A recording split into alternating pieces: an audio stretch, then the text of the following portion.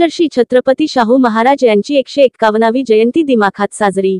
रायगड ओवी न्यूज पाली दिनांक 26 संतोष चांदोरकर सुधागड एज्युकेशन सोसायटीचे गबा वडेर हायस्कूल व ओसवाल कनिष्ठ महाविद्यालय पाली या विद्यालयात दिनांक 26 जून 2025 रोजी राजर्षी छत्रपती शाहू महाराज यांची 151वी जयंती दिमाखात साजरी करण्यात आली। विद्यालयाचे प्राचार्य माननीय श्री भाऊसाहेब घोडके सर यांच्या आदेशानुसार आजच्या कार्यक्रमाचे संपूर्ण नियोजन करून विद्यालयाचे उपमुख्याध्यापक श्री खाडे सर यांचे अध्यक्षतेखाली संपूर्ण कार्यक्रम मोठ्या उत्साहात पार पडला। शाळेमध्ये नियमित सर्व सण आणि उत्सव तसेच थोर पुरुषांची जयंती पुण्यतिथी साजरी केली जात असते, त्यामुळे विद्यार्थ्यांच्या समोर संपूर्ण इतिहास जागा होत असतो। तसेच विद्यार्थ्यांच्या कलागुणांना ही वाव मिळत आहे। शैक्षणिक, सामाजिक आणि क्रीडा क्षेत्रात ही विद्यार्थ्यांचा पर्यायाने शाळेचा स्तर उंचावून कायम अग्रेसर आहे। राजर्षी छत्रपती शाहू महाराज यांची 151वी जयंती निमित्त सौ मराठे मॅडम यांनी विद्यार्थ्यांना मोलाचे मार्गदर्शन केले। कार्यक्रमातील प्रमुख वक्ते पर्यवेक्षक श्री चांदोरकर सर यांनी रयतेच्या राजाविषयी महत्त्व पटवून देत आदर्श व्यक्तिमत्व विद्यार्थ्यांसमोर मांडले। सौ जाधव मॅडम यांनी उत्कृष्ट सूत्रसंचालन केले आणि कार्यक्रमाचे प्रस्ताविक सौ गदमले मॅडम करत असताना त्यांनी कार्यक्रमाची रूपरेषा सांगितली। कार्यक्रमासाठी शिक्षक, शिक्षकेतर कर्मचारी आणि विद्यार्थी उपस्थित होते। सौ निकुंभ मॅडम यांनी गोड आभार प्रदर्शनाने कार्यक्रमाची सांगता केली।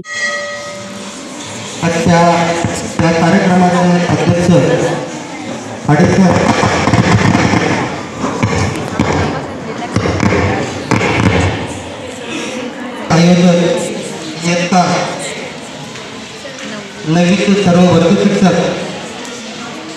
निकुंभ मॅडम, मराठे मॅडम, गदमले मॅडम, जाधव मॅडम यांच्यावरती जबाबदारी जी टाकलेली होती ती अगदी त्यांनी व्यवस्थितपणे पार पाडण्याचा प्रयत्न केलेला आहे। त्यामुळे पहिल्यांदा त्यांचे मी अभिनंदन करतो।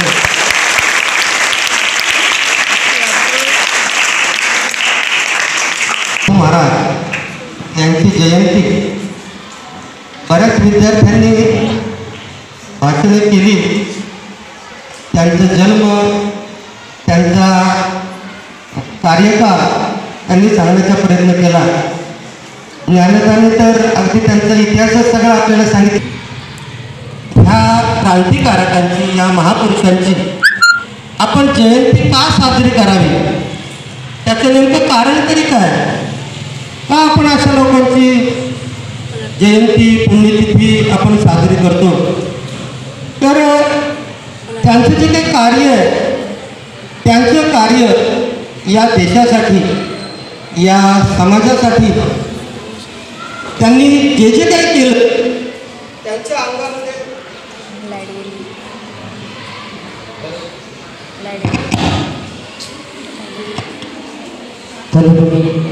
अंगामध्ये जे जे काही गुण होते त्या गुणांची पडताळणी करून जर पाहिली तर त्यांच्या गुणांमुळे आज आपण त्यांची जयंती आणि पुण्यतिथी आपण साजरा करत असतो।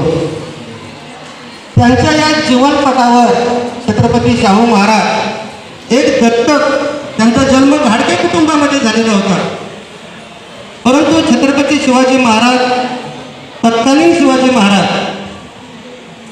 कोल्हापूरचे संस्थापक, त्या संस्थानाचे संस्थापक अगदी त्यांचं आपत्कालीन जेव्हा निधन झालं तेव्हा त्यांची पत्नी आनंदीबाई हिने या शाहू महाराजांना, म्हणजे त्यांचं नाव होतं यशवंतराव, त्या यशवंतरावांना त्यांनी आपला दत्तक मुलगा म्हणून घेतलं। 1884 या दिवशी 17 मार्च 1884 या दिवशी त्यांना दत्तक म्हणून घेण्यात आलं आणि त्यानंतर 1885 पासून त्यांनी राजकोट या ठिकाणी राजकुमार कॉलेजमध्ये आपलं उच्च शिक्षण घेण्यासाठी सुरुवात केली।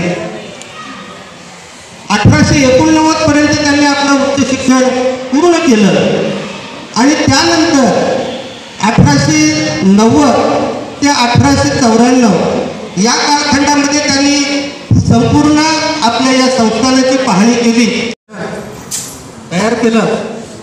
शेतकऱ्यांसाठी, औद्योगिकरणासाठी शाहू मिलची त्यांनी स्थापना केली, शाहू पुरी त्यांनी तयार केली अशा रीतीने अनेक कामे त्यांनी केली. त्यांना माहिती होतं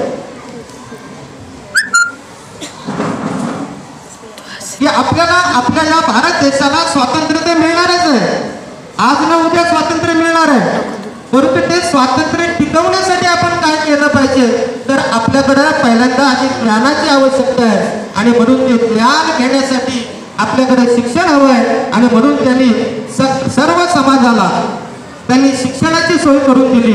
अनेक प्राथमिक शाळा त्यांनी काढल्या. आज जर आपण कोल्हापूरला जर गेलो तर कोल्हापूरला अनेक कॉलेजेस आहेत, मोठे मोठे शाळा आहेत, कॉलेजेस आहेत. त्या ठिकाणी जे गार्डन आहे कुठेही जा, त्या सगळ्या वास्तूंना छत्रपती शाहू महाराजांचंच नाव आपल्याला दिसतंय.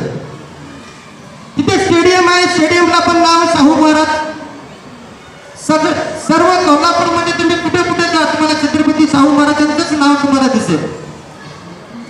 या शिक्षणाचा फायदा त्यांनी संपूर्ण अस्पृश्य समाजाला सुद्धा त्यांनी दिला.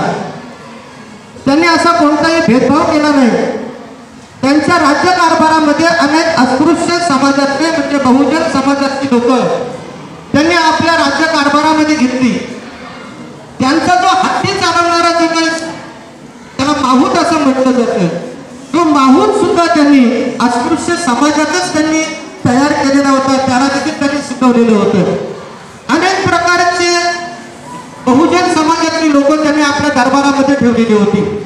आणि हा एक प्रकारचा रयतेचा राजा जवळजवळ 28 वर्ष म्हणजे 1894 ते 1922 इथपर्यंत त्या जवळजवळ 28 वर्ष त्यांनी राज्य केलं.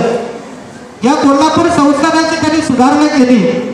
डॉक्टर बाबासाहेब आंबेडकरांना सुद्धा इंग्लंडला जाण्यासाठी शिक्षण घेण्यासाठी त्यांनी आर्थिक मदत केलेली आहे असं आपल्याला सांगण्यात येतं. म्हणजे शिक्षणासाठी कोणीही कितीही काहीही जरी अडचणी जरी आल्या तरी शिक्षण मात्र आपण पहिल्यांदा घेतलं पाहिजे अशा दृष्टीचा हा राजा होता. आपलं शरीर सदृढ पाहिजे म्हणून कोल्हापूरला त्यांनी अनेक ठिकाणी कुस्तीचे फड, आता त्यांच्या फोटोवरूनच आपण पाहतो की त्यांचं शरीर यष्टी कसे असेल, ते किती धिप्पाड होते. जर आपण जर त्यांच्या कोल्हापूरला एक शाहू पॅलेस आहे, त्या शाहू पॅलेसला आपण जर भेट दिली तर तिथे आपल्याला त्यांची हत्यारं, त्यांनी त्यावेळेला जी तयार केलेली तिथे हत्यारे, त्यांनी मारलेले जे काही प्राणी आहेत त्या प्राण्यांचे सुद्धा आपल्याला चित्र म्हणजे त्या सांगाडे आपल्याला त्या ठिकाणी पाहायला मिळतात. म्हणजे ते उत्तम असे शिकारी देखील होते. शिकार करण्याचा त्यांना मोठा छंद होता. आणि अशा या जो काय राजा आहे हा रयतेचा राजा, समाजासाठी राजा, गोरगरिबांचा राजा, बहुजनांचा राजा असं या राजाला संबोधलं जातं.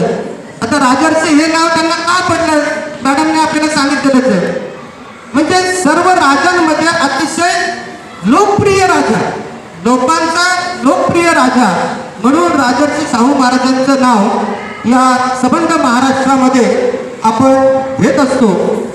विद्यार्थ्यांना फक्त मला एवढंच फक्त सांगायचं आहे की या महापुरुषांची जी काय आपण जयंती पुण्यतिथी तिथे साजरी करतो, आता आपण काही शाहू महाराज काय होणार नाही, फक्त त्यांचे जे काही गुण आहेत ते गुण मात्र आपल्याला घेण्यासाठी त्यांनी केलेले जे कार्य आहे, त्यांनी केलेली जी काही समाजसेवा आहे ती समाजसेवा आपल्याकडनं सुद्धा व्हायला पाहिजे.